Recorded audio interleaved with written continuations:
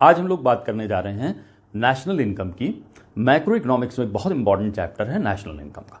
आज हम लोग बात करेंगे नेशनल इनकम की। उसमें हम शुरू करते हैं नेशनल इनकम की डेफिनेशन क्या है। वैसे तो नेशनल इनकम की डेफिनेशन कई एक इकोनॉमिस्ट ने दी है, लेकिन यहाँ पर जो हम लोगों ने डेफिनेशन ली है उस डेफिनेशन में हम लोग पूरी नेशनल इकोनॉमी के बारे में पूरी बातें आती हैं। अब यहाँ हम लोग देखें कि यहाँ हमको एक डेफिनेशन ये दी है कि money value of net flow of final goods and services produced annually in the domestic economy without counting twice plus net factor income earned from abroad।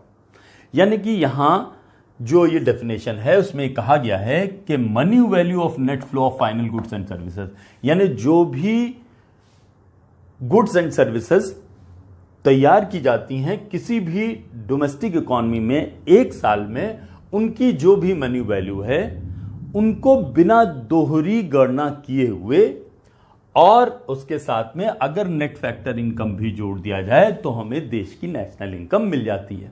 यानी इस डेफिनेशन में तीन बातें हमारी समझ में आती हैं। पहली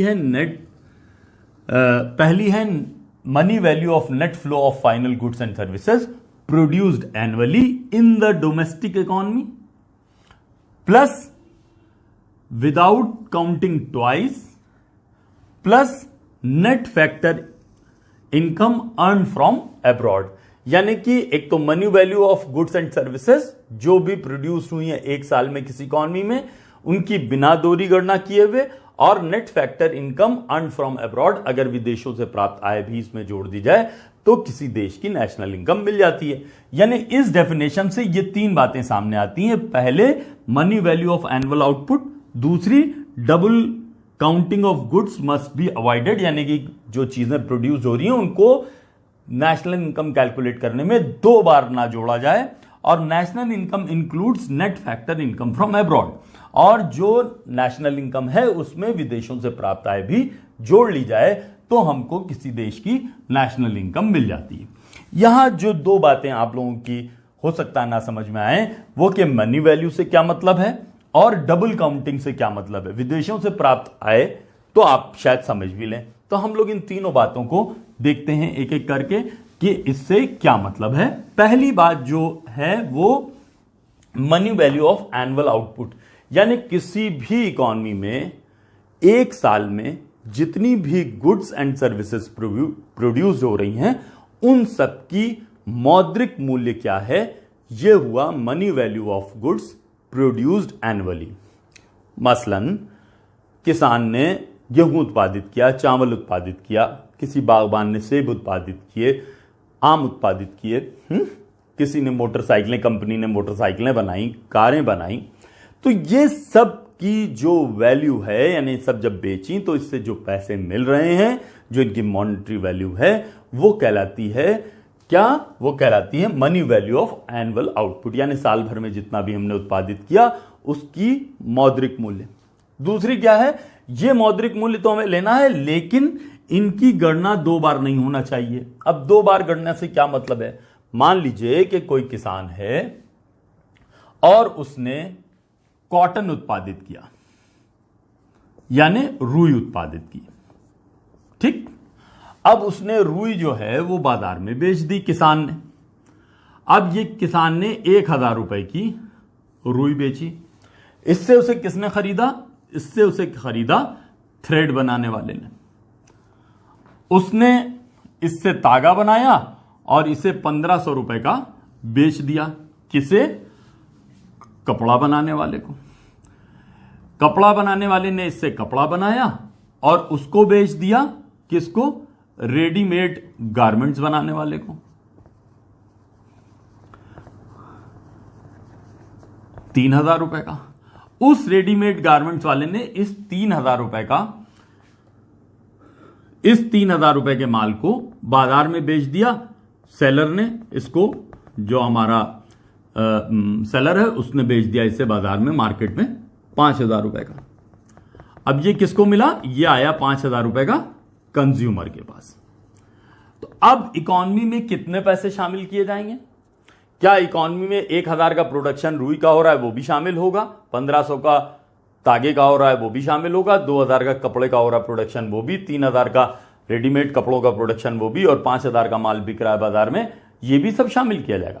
नहीं होगा। क्या हम डायरेक्ट 5,000 रुपए का जो माल बाजार में बिका है तो प्रोडक्शन 5,000 रुपए के बराबर हुआ है, इसको हम शामिल कर लेंगे नेशनल इनकम कैलकुलेट करने में। यह कहलाता है फाइनल प्रोडक्ट।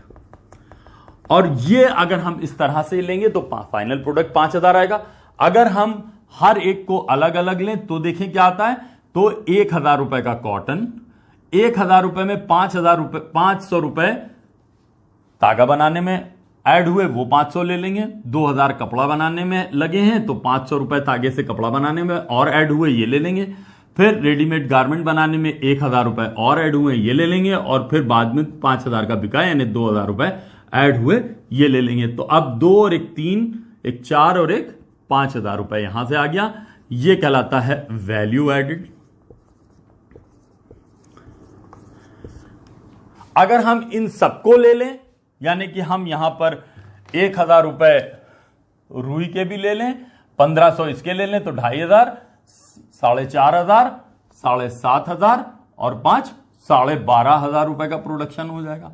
तो क्या ये दोहरी गणना करेंगे तो इसमें क्या हो रहा है, हर चीज 2-2 बार, 3-3 बार और 4-4 बार तक जोड़ रही है। यानी रुई का पैसा यहां भी जुड़ा, फिर रुई का पैसा यहां भी जुड़ा, रुई का पैसा यहां भी जुड़ा, रुई का पैसा यहां भी जुड़ा और रुई का पैसा यहां भी जुड़ा। तो रुई 1,000 की हुई थी, लेकिन उसकी वैल्यू अगर इस तरह से हम लेंगे तो वैल्यू हो जाएगी 5,000। तो यानी कि दोहरी गणना करा तो दोहरी गणना करना गलत हो जाएगा। तो अब क्या होगा, या तो हम फाइनल प्रोडक्ट ले लेंगे और या हम वैल्यू एडेड मेथड से हर एक में जितनी जितनी वैल्यू ऐड होती जा रही है वो ले लेंगे। तो इन दो मेथड से हम नेशनल इनकम कैलकुलेट कर सकते हैं। तो अब क्या हो गया, money value of annual output, double counting of goods must be avoided. और तीसरी हो गई national income includes net factor income from abroad, यानी विदेशों से प्राप्त आय। अब विदेशों से प्राप्त आय क्या होती है, जैसे कोई व्यक्ति विदेश में जाकर काम कर रहा है तो वो वहां से जो पैसा अर्न करके हमको भेज रहा है वो हुई विदेशों से प्राप्त आय। अब कोई विदेशी भी इंडिया में रह रहा है और वो यहां से कमाकर दूसरे मुल्क में भेज रहा है। तो आप मान लीजिए इंडियन जो है 2,000 कमाकर भेज रहे हैं, 1,000 रेस्ट ऑफ द वर्ल्ड के लोग इंडिया में जो रह रहे हैं वो यहां से कमाकर 500 रुपए भेज रहे हैं। तो अब क्या हुआ कि 1,000 आ रहा है और 500 गया, तो हमको टोटल कितना आया, हमारे पास 500 आया। तो नेट इनकम फ्रॉम अब्रॉड कितनी हुई, 500 हुई। तो जब हम नेशनल इनकम कैलकुलेट करेंगे तो वो 500 रुपए जो है वो जोड़ लिए जाएंगे। तो इस तरह से देखा जाए तो नेशनल इनकम कैलकुलेट करने के लिए जो डेफिनेशन दी है उसको पूरा इस तरह से समझा जा सकता है। नेशनल इनकम की डेफिनेशन के बाद अब हम लोग बात करते हैं कि नेशनल इनकम कैलकुलेट करने के मेथड कितने हैं। नेशनल इनकम कैलकुलेट करने के मेथड बताने से पहले मैं आपको एक डायग्राम बनाकर बताना चाहता हूं, जिससे आपको इकोनॉमी की फंक्शनिंग के बारे में कुछ जानकारी मिलेगी। मान लीजिए किसी इकोनॉमी में प्रोडक्शन होता है।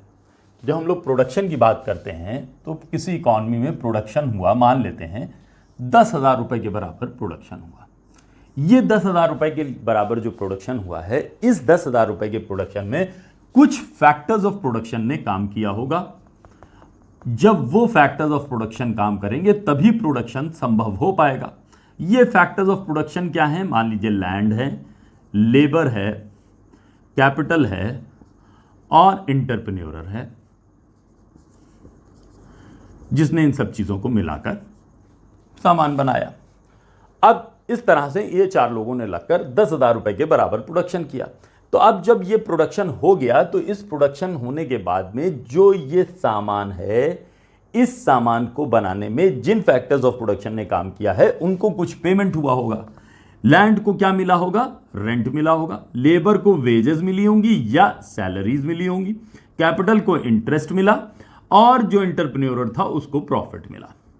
तो इस तरह से जो ये 4 फैक्टर्स ऑफ प्रोडक्शन है, उन चारों फैक्टर्स ऑफ प्रोडक्शन की जो है वो ये इनकम हुई, लैंड की इनकम हुई रेंट के तौर पर, लेबर की इनकम हुई वेजेस एंड सैलरीज पर, कैपिटल की हुई इंटरेस्ट और एंटरप्रेन्योर की profit.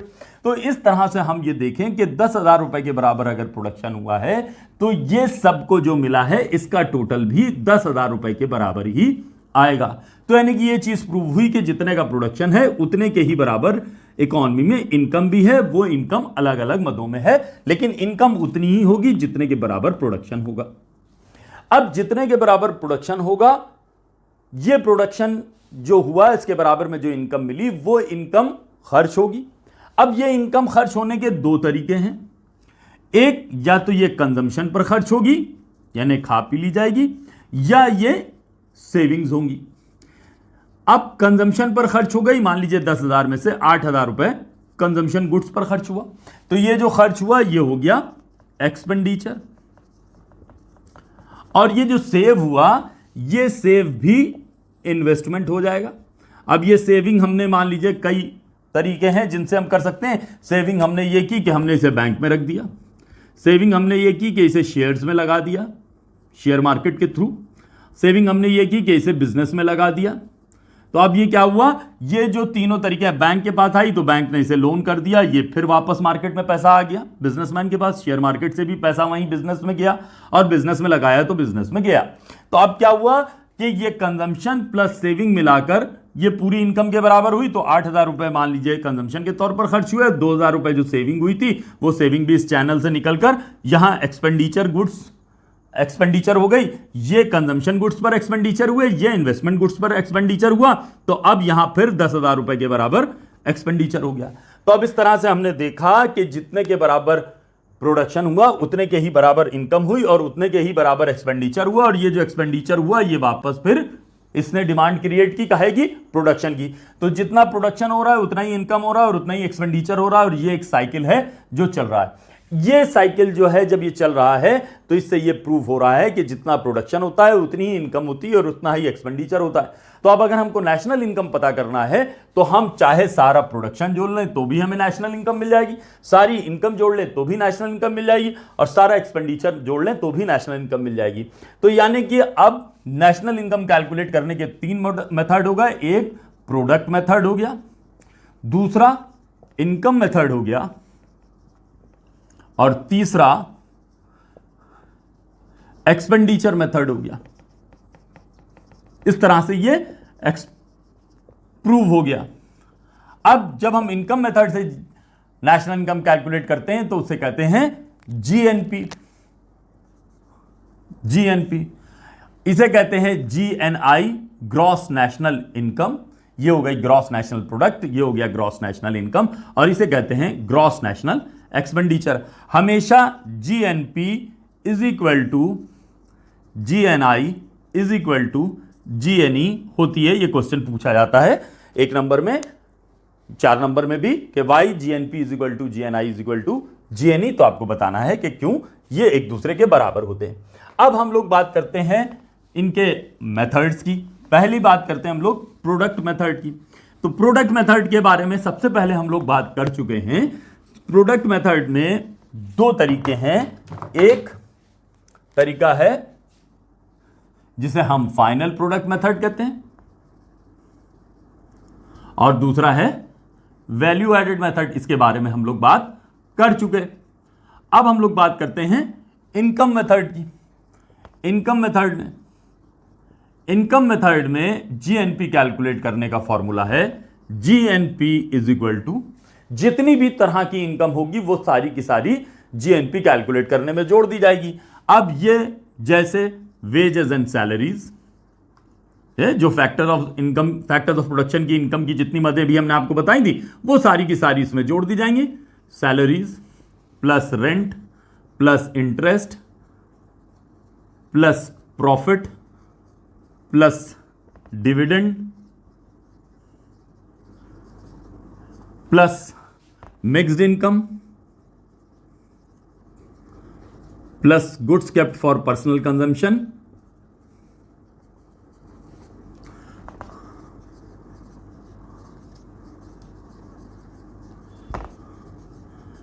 Plus public sector income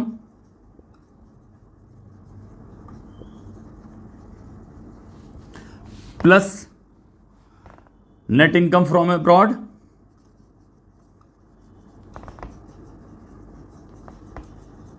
plus indirect taxes